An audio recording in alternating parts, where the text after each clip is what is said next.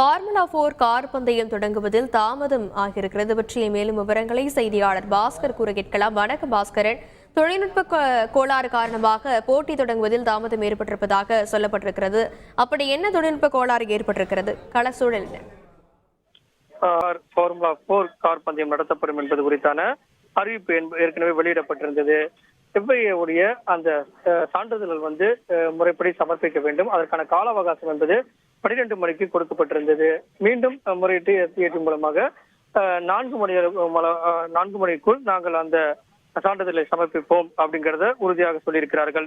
இந்த நிலையில திட்டமிட்டபடி அந்த 2:30 மணி அளவுல தொடங்கக்கூடிய அந்த போட்டி காட்சிகள் எல்லாம் நடத்துவதற்குண்டான வாய்ப்புகள் இல்லை. தொழில்நுட்ப கோளாறு காரணமாக போட்டி தொடங்குவதில் காலதாமதம் ஏற்பட்டிருக்கிறது என்பதை வருத்தத்துடன் தெரிவித்துக் கொள்கிறோம் அப்படிங்கிறத அவங்களுடைய போட்டி பார்வையாளர்களுக்கு தெரிவித்திருக்கிறார்கள். இந்த இந்தியன் ரேசிங் ஃபெஸ்டிவல் 2024 நடத்தக்கூடிய அமைப்பு அந்த வகையில பார்க்கும்போது மீண்டும் போட்டி நடத்துவதற்கு உண்டான அறிவிப்பு என்பது அதிகாரப்பூர்வமாக 5 மணி அளவில் வெளியிடப்படும் என்பது அறிவிக்கப்பட்டிருக்கிறது.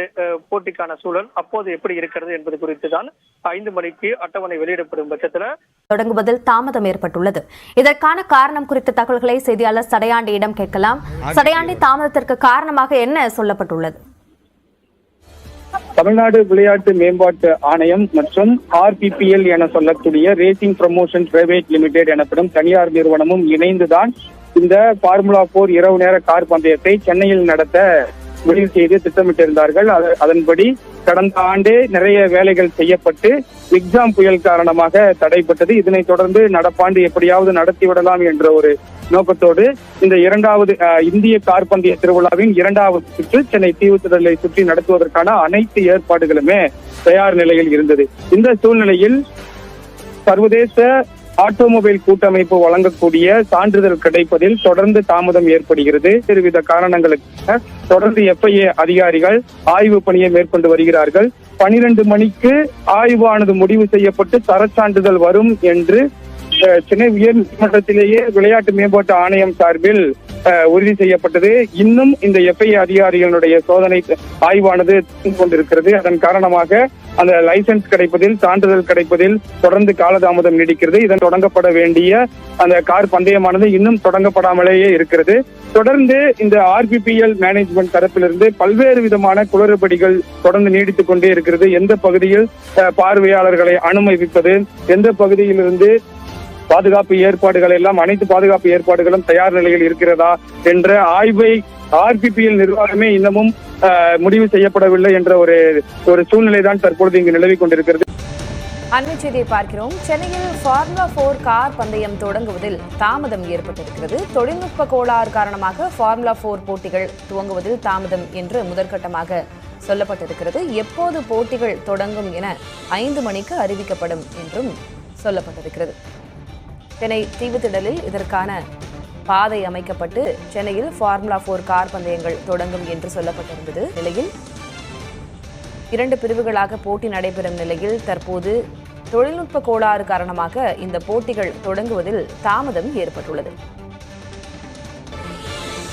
சென்னை தீவுத்திடலை சுற்றி 3.5 கிலோமீட்டர் தூரத்திற்கு இதற்கான ரேஸ் ட்ராக் அமைக்கப்பட்டிருக்கிறது. இன்று பெருவாரியான சென்னை மக்கள் இதனை பார்க்க ஆர்வத்துடன் காத்திருக்கும் நிலையில் இந்த கார் பந்தயம் தொடங்குவதில் தாமதம் என்ற அண்மை செய்தி வெளியாகியிருக்கிறது. எப்போது ரவுண்ட் 2 சுற்று கார் பந்தயம் தொடங்கும் என்று இன்று மாலை 5 மணிக்கு அதிகாரப்பூர்வமாக அறிவிக்கப்படும் என்று சொல்லப்பட்டிருக்கிறது.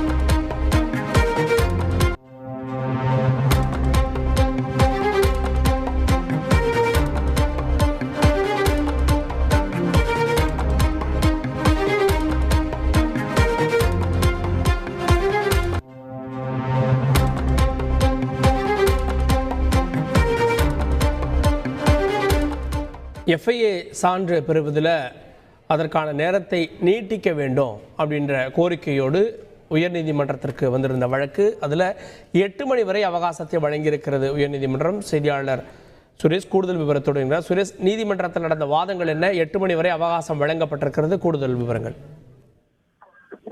வணக்கம். அதாவது இன்றைக்கு இந்த வழக்கை பொறுத்த வரைக்கும் அந்த கால அவகாசம் 12 மணிக்குள் அந்த எஃப்ஐஏ சான்றிதழை பெற வேண்டும், அதன் நகலை மனுதாரருக்கு வழங்க வேண்டும் என்று பொறுப்பு தலைமை நீதிபதி அமர்வு உத்தரவு பிறப்பித்திருந்தது. ஆனால் அந்த உத்தரவின் அடிப்படையில் இன்றைக்கு அந்த சான்றிதழ் பெற முடியவில்லை. ஏனென்று சொன்னால் அந்த பாதை, அதாவது சுற்றுப்புற பாதை, பந்தயம் நடக்கக்கூடிய பாதையில் சில ஆய்வு செய்த அந்த எஃப்ஐஏ நிறுவனம் சில திருத்தங்களை செய்து சொல்லியிருக்கிறது. அந்த திருத்தங்கள் பணிகளை மேற்கொள்வதற்கும் அதே போல இந்த பணிகள் முடித்து அந்த மழை காரணமாக அந்த பணிகள் தாமதமாக காரணமாகவும் இதை அந்த 12 மணி என்பதை 6 மணி நேரத்துக்கு நீட்டிக்க வேண்டும், அதாவது மாலை 6 மணி வரைக்கும் அந்த அவகாசத்தை நீட்டிக்க வேண்டும் என்ற கோரிக்கையுடன் அந்த பந்தயத்தை நடத்தக்கூடிய ரேசிங் நிறுவனத்தின் சார்பில் மனுவானு தாக்கல் செய்யப்பட்டிருந்தது.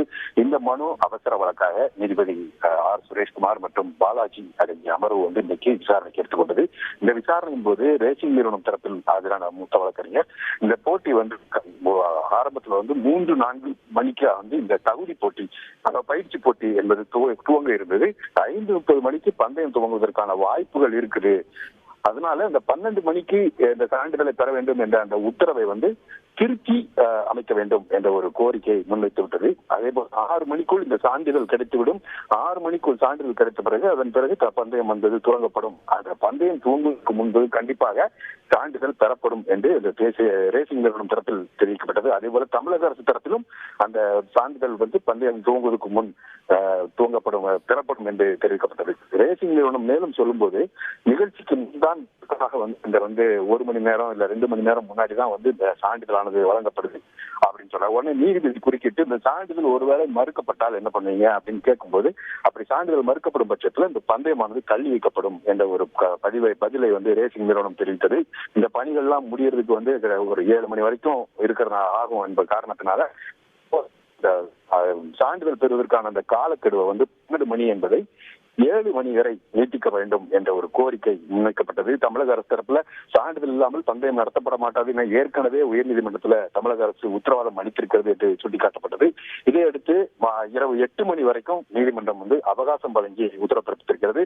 அந்த 8 மணிக்குள்ள அந்த சான்று பெறாவிட்டால் பந்தயத்தை தள்ளி வைக்க வேண்டும் என்றும் நீதிபதிகள் உத்தரவு பிறப்பித்திருக்கார்கள். உத்தரவு பிறப்பித்த பிறகு கூட தமிழக அரசு தரப்புல இந்த பந்தய அவகாசத்துக்கு 9 மணி வரை என்று நீட்டிக்க வேண்டும் என்ற ஒரு கோரிக்கை முன்வைக்கப்பட்டது. ஆனால் ஆயிரக்கணக்கான மக்கள் பந்தயத்தை காணுவதற்கு வந்திருக்க காரணத்தினால் இந்த 8 மணிக்குள் சான்றிதழ் பெற வேண்டும் என்ற ஒரு உத்தரவை நீதிபதிகள் பிறப்பித்திருக்கிறார்கள். கூடுதல் விவரங்களுக்கு நன்றி சுரேஷ். இரவு 8 மணிக்குள்ள இந்த எஃப்ஐஏ தர சான்றிதழை, இது போட்டி நடத்துவதற்கு தகுதியானது அப்படின்ற சான்றிதழை அவர்கள் வழங்கினால் இன்று போட்டி நடைபெறும் அல்லது தள்ளி வைக்க வேண்டும் அப்படின்னு நீதிமன்றம் தெரிவித்திருக்கிறது. 9 மணி வரை அரசு தரப்பில் விளையாட்டுத்துறையின் தரப்பில் கேட்கப்பட்ட கோரிக்கை இருந்த சூழலில் 8 மணி வரை இதற்கான அவகாசம் வழங்கப்பட்டிருக்கிறது. அதனை முக்கிய செய்தியாக பார்க்கிறோம்.